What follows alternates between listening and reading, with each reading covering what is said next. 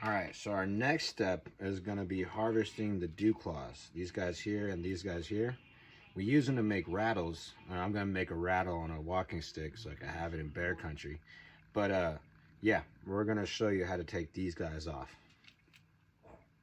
All right, so we are harvesting dew claws to make rattles with. So pretty much all you got to do is boil it for about 4 or 5 minutes, and then you just grab some pliers and pull the dew claws off.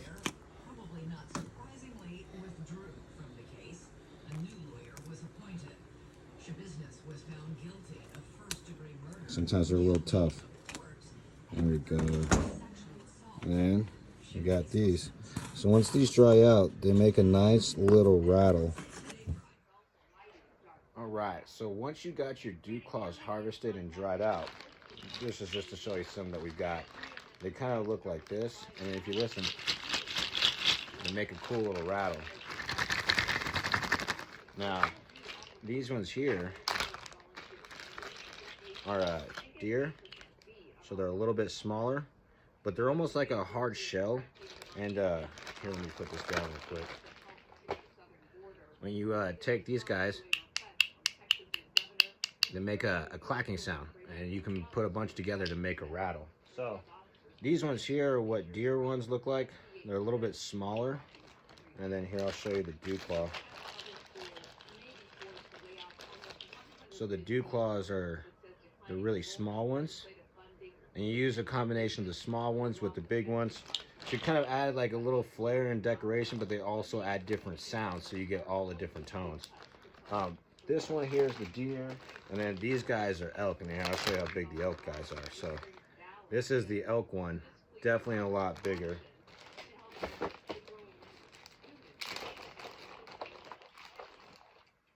So the deer, the elk, definitely a lot bigger. So these guys will create more of a louder, not louder, but a more monotone, lower sound. But they work really, really well. And then here, I'll show you what these are elk dew claws. Definitely a lot bigger. But they're still really, really great. And I'm using them on a staff. Gonna use them to make a walking stick so I can have in bear country. Kind of makes some noise, you know, like people nowadays have bear bells, but I want to use these guys. And then here, I'll show you my dad's little collection. Dad has been saving up for a little bit, and he's got a whole shoebox full of them. I don't know exactly if he's going to use some for a walking stick or not, or what he's going to do with these guys, but you can tell he's been saving up for a little bit. These guys definitely come in handy. They're really cool. All right, so those dew claws are going to come on these sticks here. So I got 2 different kinds. Pretty sure this is from a larch tree, and then this one is from a pine tree. You can tell the pine tree is way more straighter. This one has got a little curve to it, but I like that. It's got a little bit of character. But this is Dad's walking stick, and then this is my walking stick. My whole idea is I want to drill a hole like right about here, maybe one hole going this way, and then one hole going that way. And I want to drill holes into the dew claws and string a dew claw to each side of the string, and then run it through the holes. And so that you'll have them going in different directions surrounding it, and they'll be able to rattle up here. And then I want to take that where the holes are and create a bead cover so that it covers the holes so that it looks real nice. But then I also want to take this top here and hollow it out so that I can inlay a deer antler on there. So yeah, I want to take this top here and hollow it out so I can take this little guy here and lay that flat so that it will stand like that. So you'll have the rattles come down with your deer antler top, and that will be your walking stick for when you're in the woods. Definitely think it'd be really, really awesome when it comes out. All right, so today we are going to be brain tanning some rawhides that we have. This is some deer rawhide that we have from a little while ago. We have a couple of these that we need to get tanned up. We got Dad over here. He's got his brain mixture that he mixed up. Is this just brains, or is it brains anything else? I'm going to add water, a cup of water to it. Okay, so that we add a little bit of water to probably make a paste with it, and then we'll soak these rawhides in the brain mixture. With about another gallon of water. Cool, cool.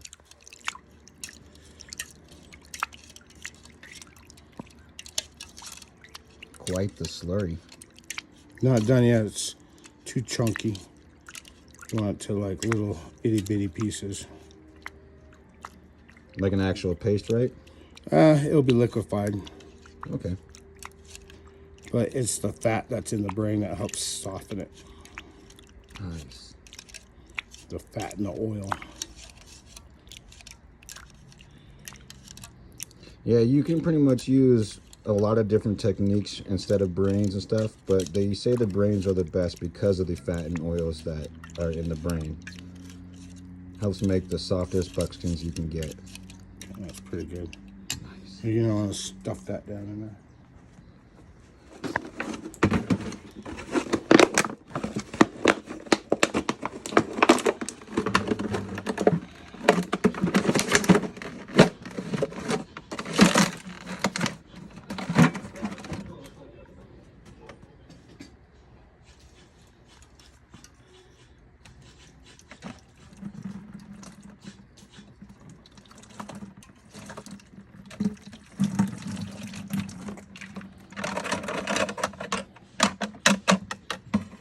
We made like a little pocket down here, and that's where the solution is going to sit for a while until it starts absorbing, and it's going to be loose, and we'll be able to push this down in there more.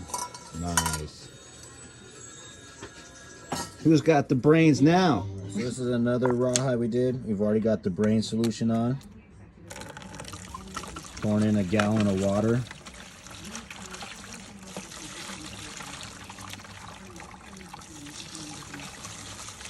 Res Dog is very, very interested.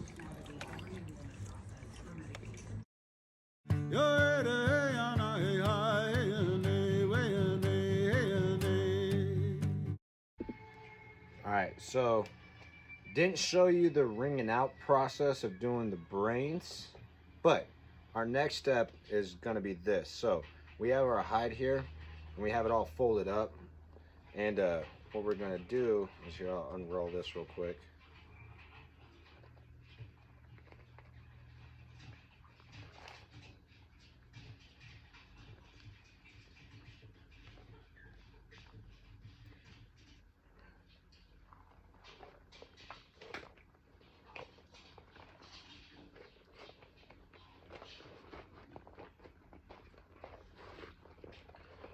So next step after this here, so this is not stretched and it's just kind of in its form, but what we want to do is we want to take this and stretch it out in all different ways and do what's called stretching and breaking.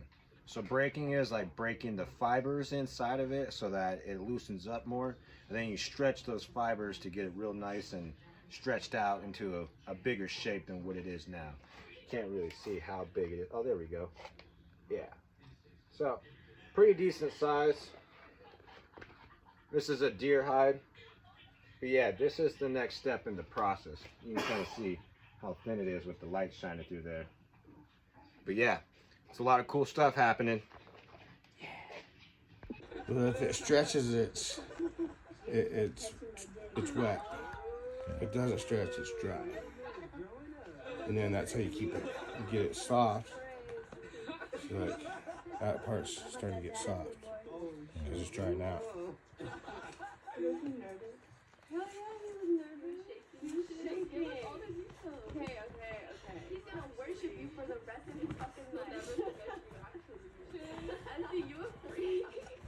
Now, does it bounce back? No, once you get it like dried out by doing this, you keep doing this until it's completely dry. It'll stay this. It'll stay stretched. Yeah. So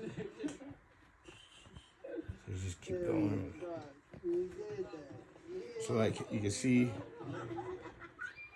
it looks like this, like just skin, like grossness, like rubbery, Yeah. and it turns white. Oh. And then you gotta smoke it.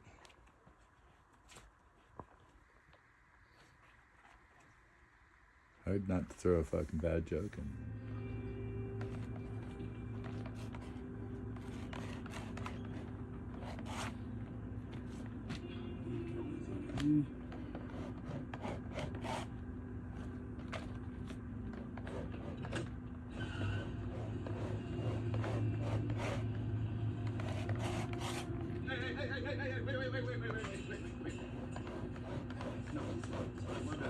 You know what? I should have put her vest on her. She listens more when the vest.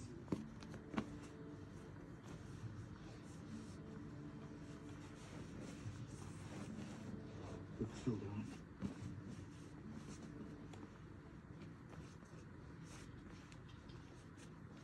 Hey, let me do it.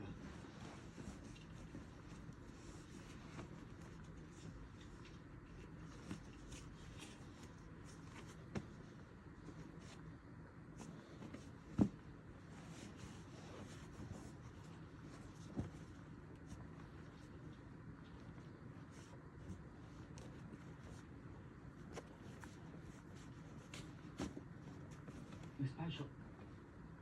Who's this man?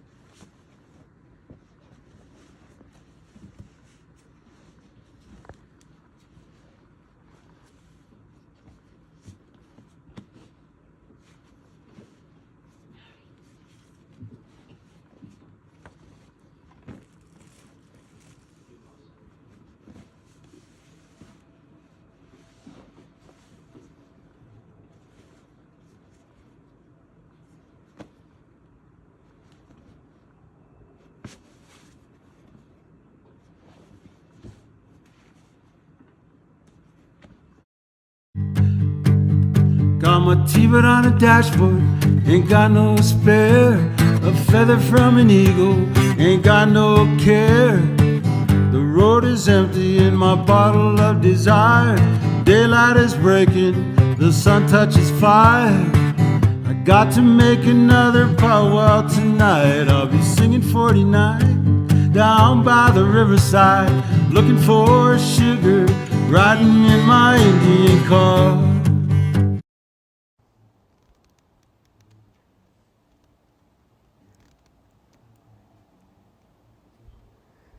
Here's a little insight to what we got going on.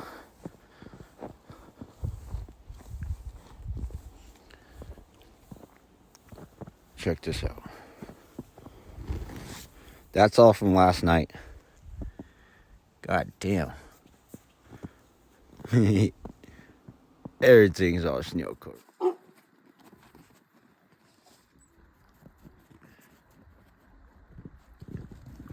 What you doing? What you doing? Oh, wait up. All the red dogs.